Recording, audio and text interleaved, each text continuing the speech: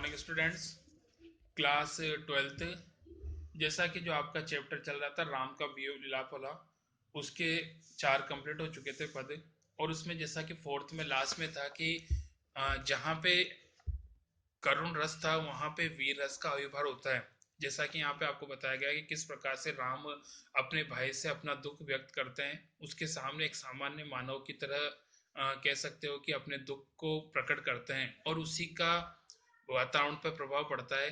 वहाँ वानर और अन्य जो हैं जीव, उन सभी पर उसकी नकारात्मक भाव पैदा होता है, सबके मन उदास हो जाता है, दुखी होता है। लेकिन उसी क्षण एक बदलाव होता है कि हनुमान संजीवनी बूटी लेकर आते हैं, और उनका प्रकट होना ऐसा लगता है जैसा कि करुण रस में वीर रस का था। तो उनका जो मन अभी तक दुखी था, करुणा से भरा हुआ था, अब उनके अंदर जो उत्साह और जोश बढ़ जाता है, और उन्हें लगता है कि अब संजीवनी के माध्यम से लक्ष्मण का उपचार होगा और वापस वो जीवित हो उठेंगे। हर्षि राम भेटे हनुमाना, अति कृतज्ञ प्रभु परम सुजाना। तुरत वेद तब कही किन्हीं उपाय, अति उठी बेटी लक्ष्मण हर्षाए। हृदय लाई प्रभु भेटे भ्राता, हर्षे सकल भालु कपि भ्राता। कपि पुनि वेद तहाँ पहुंचावा, जही विधि तब ही लाई लई आवा। हनुमान के आने पर राम ने प्रसन्न होकर उन्हें गले से लगा लिया। परम चतुर और एक समझदार व्यक्ति की तरह भगवान राम ने हनुमान के प्रति अपनी कृतज्ञता प्रकट की। वैद्य ने शीघ्र ही उपचार किया, जिससे लक्ष्मण उठकर बैठ गए और बहुत प्रसन्न हुए। लक्ष्मण को राम ने गले से लगाया। इस दृश्य को देखकर भालुओं और वानरों के समूह में खुशी छा गई। हनुमान ने वैद्य राज को वहीं उसी जगह पहुंचा दिया जहां से वे उन्हें लेकर आए थे। नेक्स्ट, यह वृतांत दशानन सुनेहु, अति विषाद पुनि पुनि सिर दुनिहो। व्याकुल कुंभ कर्ण पही आवा, विविध जतन करी ताही जगावा। जागा निशिचर देखे कैसा, मानहु कालु देह दरी वैसा। कुंभकर्ण पूछा कहु भाई, काहे तव मुख रहे सुखाए। यहाँ पे जैसा कि अब उसको लगता है कि रावण को कि इस प्रसंग के माध्यम से उसका विनाश हो रहा है, तो वो अंतिम जतन करता है। जब हनुमान ने लक्ष्मण के ठीक होने का समाचार सुना, तो वो अपने सिर को धुनने लगा।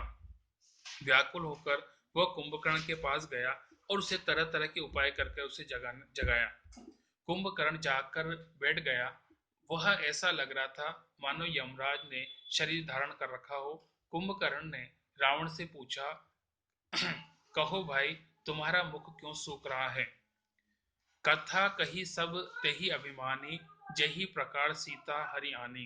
तात कपिन सब निशिचर मारे, महा महा जोधा संगारे। दुर्मुख सुर रिपु मनुज आहारी, अति भट अति काय अकंपन भारी। अपर महोदर आदिक वीरा, परे समर मही सब रणधीरा। सुनी दस्कंदर वचन तब, कुंभकर्ण बिलखान। जगदम्बा हरि आनी अब, सट चाहत कल्याण। अभिमानी रावण ने जिस प्रकार से सीता का हरण किया था और उसके बाद की सारी कथा उसने कुंभकर्ण को सुनाई। रावण ने बताया कि हे तात, हनुमान ने सब राक्षस मार डाले हैं। उसने महान महान योद्धाओं का संहार कर दिया है। दुर्मुख, देवशत्रु, नरांतक, महायोद्धा, अतिकाय, अकंपन, महोदर आदि अनेक वीर युद्ध भूमि में मारे जा चुके हैं।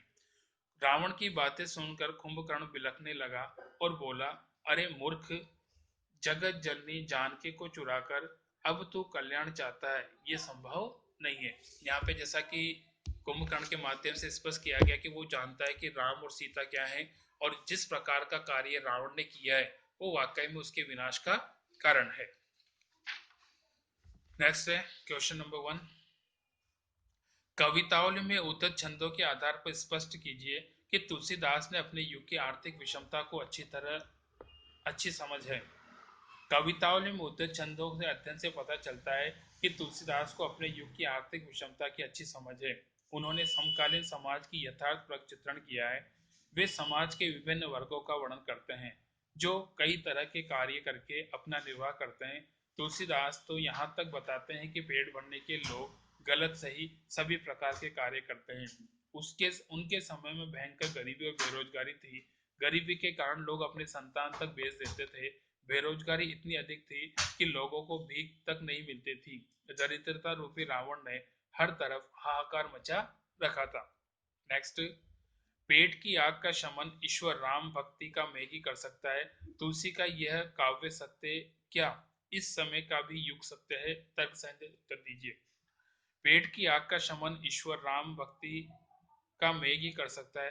तुलसी का ये काव्य सत्य कुछ हद तक इस समय का युग सत्य भी हो सकता है, किंतु यदि आज व्यक्ति निष्ठा भाव मेहनत से काम करे तो उसकी सारी समस्याओं का समाधान हो जाता है। निष्ठा और पुरुषार्थ दोनों ही मिलकर मनुष्य की पेट की आग का शमन कर सकते हैं। दोनों में एक ही पक्ष संतुलित होने पर वांछित फल नहीं मिलता। अतः पुरुषार्थ की महत्ता हर युग में रही है और आगे भी रहेगी। क्वेश्चन थर्ड, तुलसी ने यह कहने की क्यों जरूरत समझी?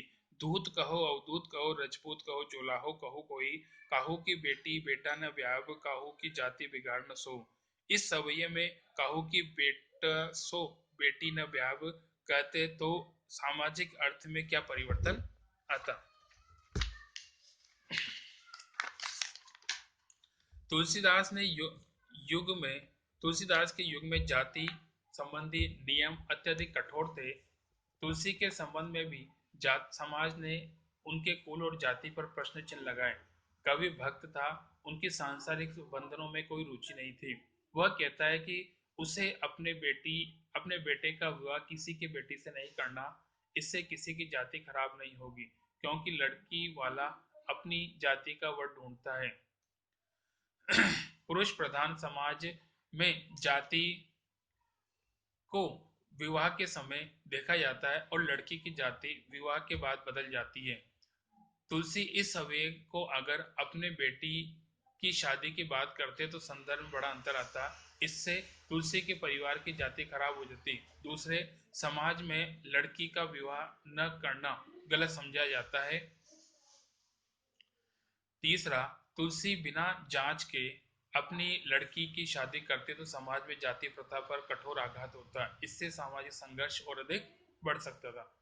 नेक्स्ट नंबर फोर, धूत कहो वाले छंद में ऊपर से सरल निरह दिखाई देने वाले तुलसी की भीतरी असलियत एक स्वाभिमान भक्त के हृदय की है। इस कथन से आप कहां तक सहमत हैं? तुलसीदास ने इस छंद में अपने स्वाभिमान को व्यक्त किया है।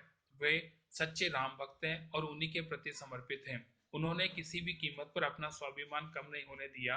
एक निष्ठ भाव से राम की आराधना की। समाज के कटाक्षों का उन पर कोई प्रभाव नहीं है।